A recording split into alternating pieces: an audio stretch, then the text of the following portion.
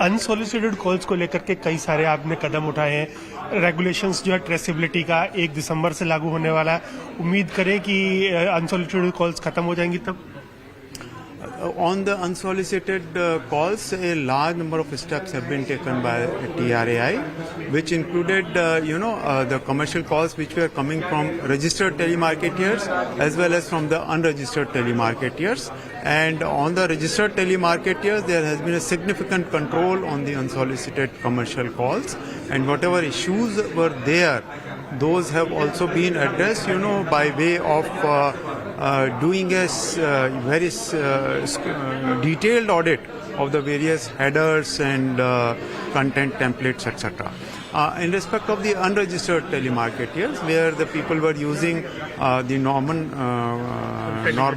personal numbers for making commercial calls, we have already taken, as you are aware, in the month of August, we issued a stringent directive to all the telecom companies that if it is found that any entity is misusing these resources, then all their numbers allotted to them, which could be running into hundreds, should be disconnected, and the entity should be blacklisted and should not be given numbers by any other telecom service providers. This has proved to be very effective.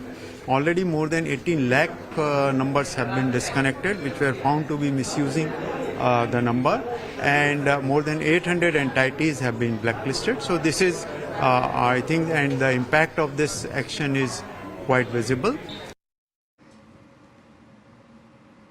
Ola electric ने दूसरी तिमाही के नतीजे जारी कर दिए हैं। दूसरी तिमाही में कंपनी के नतीजे ऑपरेशनली अच्छे रहे हैं। सीएनबीसी आवाज के मैनेजिंग एडिटर अनुज सिंघल से एक्सक्लूसिव बातचीत में कंपनी के चेयरमैन और एमडी भविष्य अग्रवाल ने कहा कि कंपनी का फोकस अब मुनाफे और मार्जिन पर है।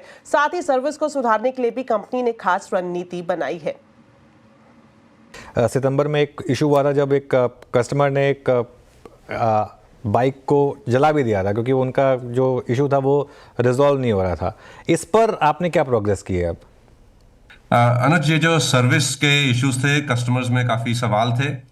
इसमें पिछले 2 महीने में हमारे पास थोड़ा सा बैकलॉग बना था, क्योंकि हमारी सर्विस कैपेसिटी हमने पूरी सेल्स हमारी पिछले 12 महीने में बहुत बढ़ गई थी और सर्विस कैपेसिटी में हमने उतनी इंक्रीज नहीं किया था सेल्स के साथ साथ।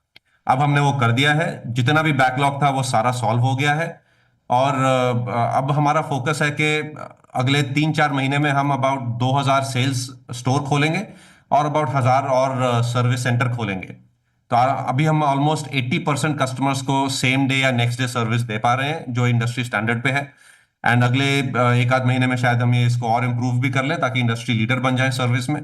तो कोई बैकलॉग नहीं है, सारे कस्टमर्स का इशू जो है वो सॉल्व हो गया है। अच्छा भावेश जी, ये